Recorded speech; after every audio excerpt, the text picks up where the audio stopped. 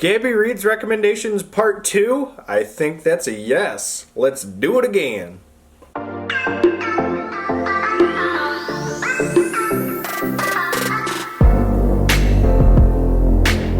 Alright guys, welcome back to my channel. I'm Zach with Zach's Books, and today I've got for you Part 2 of Gabby Reads Recommendations. I really enjoyed the first set of books that she had recommended, and my wife had talked to her. She DM'd her and asked her, can we get some more recommendations? And she followed through and we got some more recommendations for you guys. So the first one I have for you is The Brightlands by John Fram. I don't know a whole lot about this. I know it involves like a football team and like a disappearance, and then like a couple years later another person like disappears and that brings the people back, or it's something like that, but it's like got some really weird creepy vibes. My wife said it's kind of got some Friday Night Lights vibes to it with it being a football team. Other than that, I don't know a whole lot about it, and I'm going to give it a read and see if I enjoy it. The second book is Home Before Dark by Riley Sager. I don't know a whole lot about this. I know it's kind of got some like Haunting a Hill House vibes. It's a haunted house. Family moves in, and I think the dad's like a writer or something like that. There's been a lot of good feedback on this, and I'm excited to read it. And it was the June book of the month this past year. So obviously the book of the month, people really liked it. And obviously Gabby did, so let's give it a read, see if I like it. The last book I have for you guys is one that a lot of you guys commented on the last video for me to read, and Gabby really liked it too, and that's Bunny by Mona Awad. All I really know is that this is a really weird book. A lot of you guys commented saying I should give this a read, and reading it for the people. So let's see if I enjoy this one too. So this is the roster for part 2 of the Gabby Reads recommendations, and I'm going to start it off with the Brightlands, and I will see you guys in the next clip. Alright guys, so I'm on the Brightlands. I'm at about page 207, and so far I have not really seen the hype yet. To me, it's just been, I've been kind of lost. There's a lot, because you're kind of following a football team, and there's a lot of names being thrown around. There's 2 closeted gay players who are missing, and I can't even remember their names because there's just so many of them getting thrown around. There's a Clark, there's a Joel, there's a Dylan, there's Jamal, there's just a lot of names being thrown around. And as of right now, this first section I'm at, I'm just kind of lost. And that doesn't mean it's a bad book. It seems pretty eerie and creepy so far, and nobody can seem to understand what's going on with the 2 guys that are missing. So I'm hoping it'll be picked up, the rest of the way through. It's got potential. I know that it's going to be better than what it started at, and I'm just waiting for it to have that peak moment where it's like, yes, this is the hype. Because of right now, it's been kind of slow for me just because there's so many names that are being thrown around, and it's just really just throwing me off as to what's happening to who and who's missing, who's looking for who doesn't care. Because I know there's one jealous player who wanted to see one of the people go missing, or like didn't want the person there because they want to be the starter, and now he is the starter because the first guy's missing. I'm lost at the moment, but I'm sure it'll pick back up, and I'll be able to get right back into it and figure out what the heck is going on.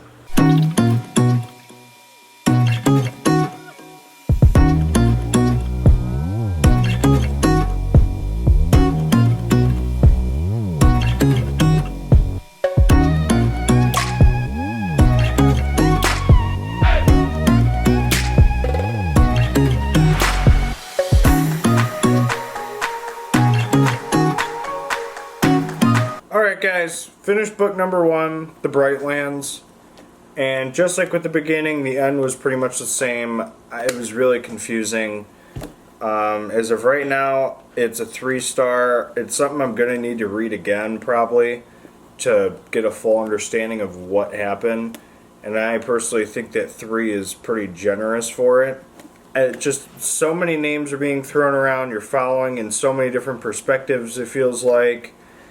I just couldn't keep up with everything that was going on at the end, and even the same stuff at the beginning, like I said earlier, is kind of like the same thing. The beginning and the end kind of I mean, he kept it consistent, I'll say. I just couldn't get into it the first time I read it because there's just way too many names, way too much going on.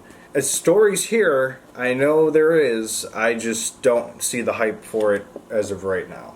So, something I'm going to need to reread eventually, and maybe I'll get a better understanding the second time around. Alright, so after Brightlands, which was not the best, I'm going to get into Home Before Dark by Riley Sager, and I'm excited to get into it. So let's get started.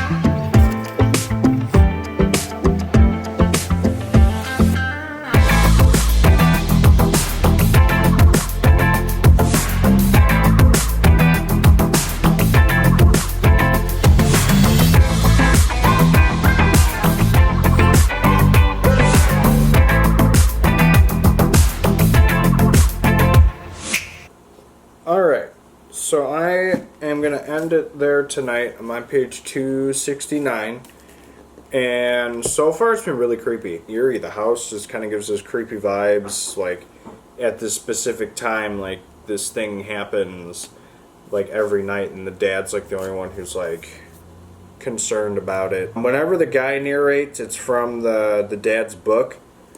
And whenever the girl narrates, it's in the future of the little girl who the dad wrote the book about, which I think is kind of like a cool thing they did. So it's written in two perspectives, 2 point of views.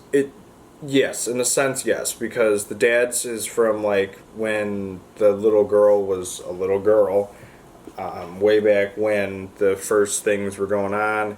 He published a book about their experiences in the house. And then now the little girl who was the girl the book was written about grew up and inherited the house when the dad died and is now like trying to renovate it, but the same stuff is starting to kind of happen to her.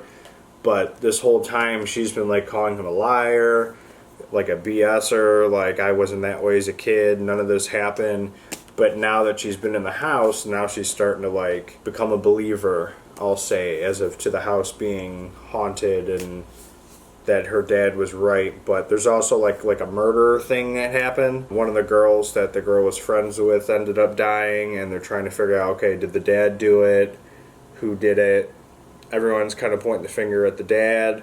Obviously he's dead, so they can't really act on it, but I want to say it's more for clarity for the girl Maggie. Nice. So you're enjoying it?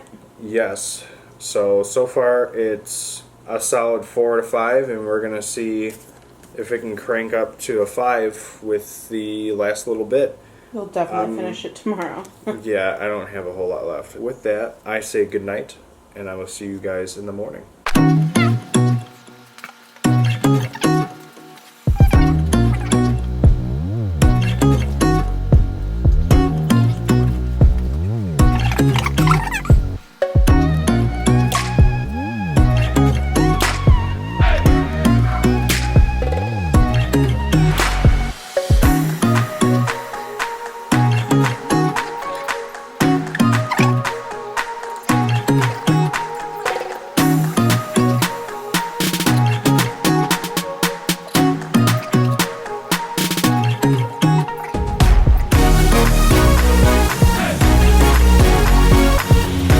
Alright, so I finished Home Before Dark this morning, and it was really good. I gave it a solid 5 out of 5. There's lots of twists in the last like 50 pages that kind of like sway you from like, okay, this person did it. Okay, now this person did it. No, this person did it.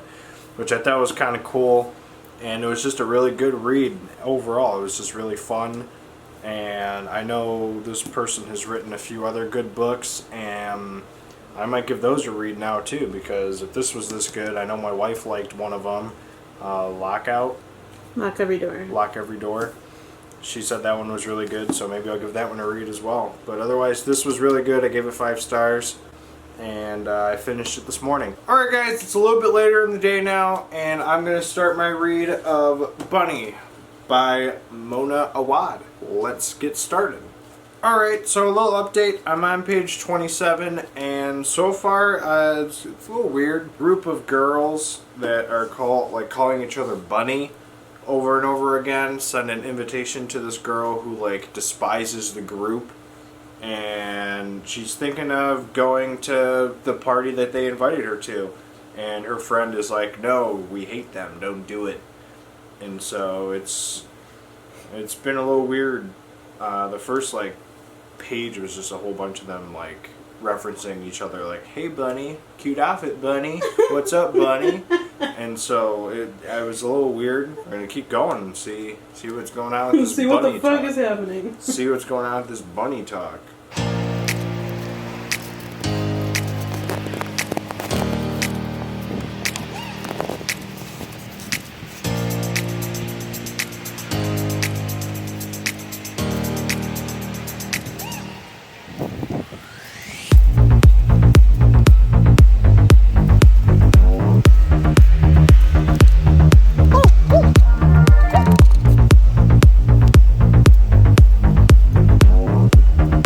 So, I finished Bunny. I'm still trying to process what happened. I'm like trying not to spoil anything. She ended up going with this group of girls who just keep calling each other Bunny, and it's hard not to try and describe what happened without spoiling anything. So I'm going to try my best. If I end up saying a spoiler, I'm sorry in advance. She joins this group. This group is like, she hates him, she doesn't like him, her friend doesn't like him either, but she gets invited to like this party. She goes, and everything just kind of goes downhill from there for her. And she finds out this group, like, they like do stuff with bunnies, like the bunnies turn into boys, and then they do them. Boys like die. The ones they don't use, they like release out into the woods. It's weird. I'm still trying to process what I read. I could see why you guys all would recommend this, and I could see why Gabby would recommend this. Maybe not the book for you.